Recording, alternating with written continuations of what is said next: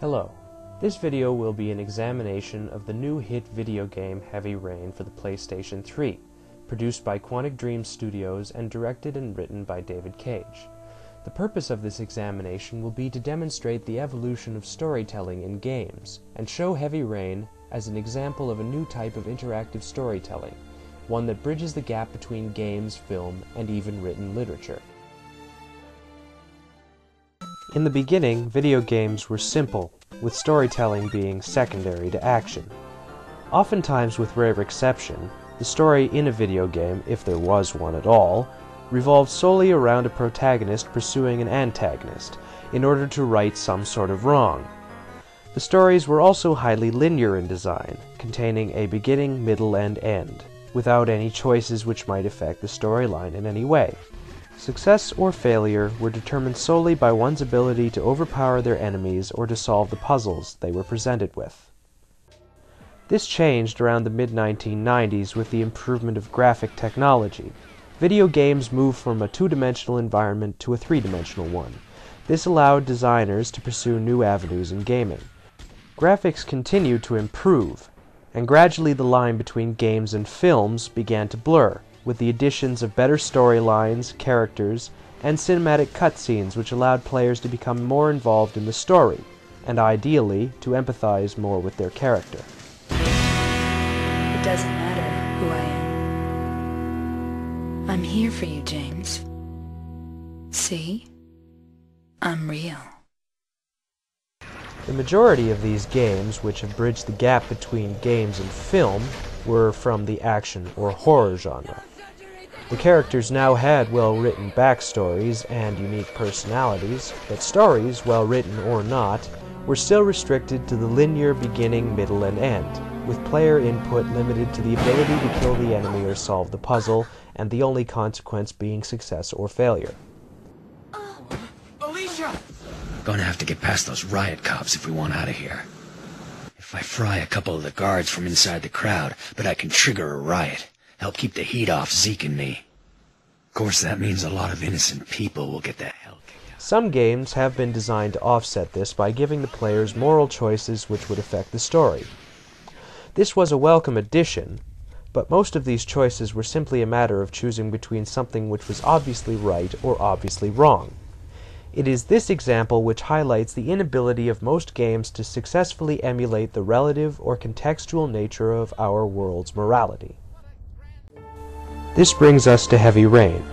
Heavy Rain is an attempt to move away from the action and horror genre and to place a video game story in a realistic setting with believable characters and storylines, and serious moral choices with consequences to both character and story. Heavy Rain is a psychological thriller designed in the same vein as film noir or detective and thriller novels. The main premise of the game is a question: how far would you go to save someone you love? The body of Jeremy Bowles was found this morning on a patch of wasteland in the East End at about 6:30 a.m.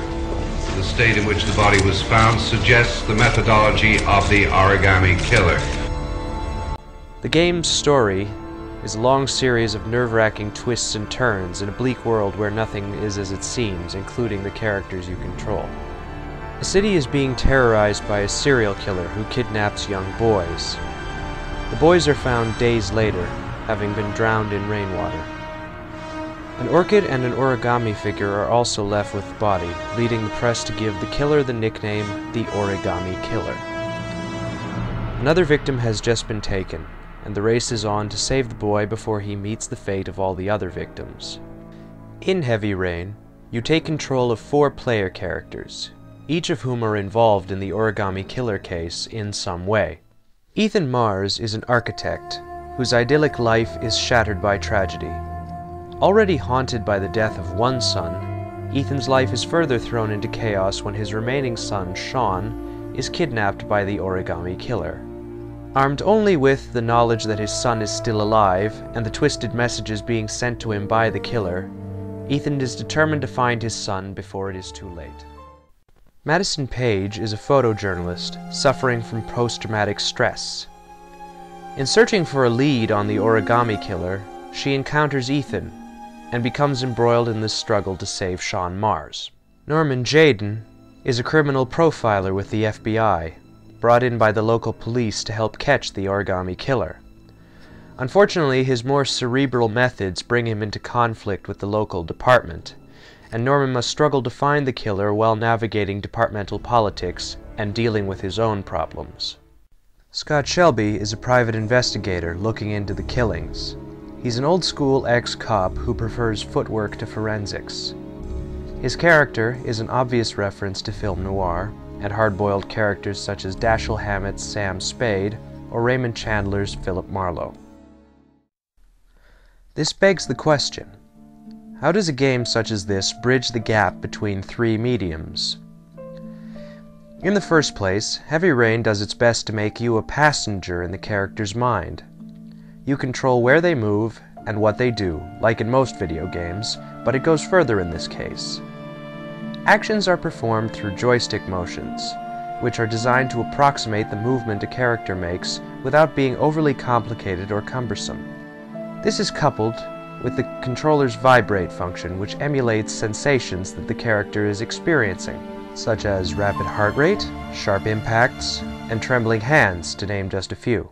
One of the key weaknesses of film compared to literature is that there is no practical way to directly hear what a character is thinking on film, whereas a book can reference introspection directly. Heavy Rain manages to escape this by allowing you to directly access the thoughts of your characters while you play, which appear as small icons floating around your character's head. This gives you a greater insight into the motives and desires and general feelings of your character. One interesting note is that when a character is in a more anxious emotional state, the movement of the icons becomes more frenetic. So this game manages to overcome the weaknesses of film compared to books, and vice versa. But how is it interactive, and how does it escape the singularly linear storyline and black or white morality of other games? Heavy Rain delves deeply into the realm of irresolvable moral dilemma by asking the question of what are you prepared to do to save a loved one or accomplish a goal. Take Ethan, for example. In the quest to save your son, are you prepared to risk your life? What about other people's lives? Are you prepared to sacrifice yourself and others in order to save one person? These are all choices that one must make in this game, and every choice, like in real life, affects the outcome of the story. Or take Agent Jayden. When confronted with a suspect or a witness who may know something about the killings but is refusing to talk, what do? Do you attempt to beat the information out of him, or do you convince or trick him into giving it to you? You have no way of knowing which actions will work and which won't, and one way or another you are forced to live with the consequences of your choices. The key difference to Heavy Rain is that it does not deal in black or white, but gray, and often you will find yourself being forced to consider not what is right or wrong, but which is the lesser evil. As to the storyline itself, the plot follows a linear progression which is necessary for coherence. However, choices made by the player will both affect the progression and outcome of the story. First, there's the characters. They all have their basic traits, but a player can decide which of these traits a character will follow. The choice is entirely mine. Do I play Ethan as a doting father trying to make the best of a bad situation, or as an emotionally distant shell of a man? Is Scott Shelby a kind-hearted white knight, or a bitter old man with a ruthless streak? Is Madison completely honest with Ethan, or does she keep things hidden? Is Agent Jayden a by-the-book cop resisting addiction, or a foul-tempered, drug-sodden wreck?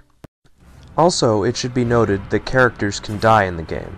This is not unusual in itself, but unlike other games where death means failure and a game over screen, Heavy Rain continues. So when one character dies in a life or death situation, the story will continue without them and adjust to the new parameters.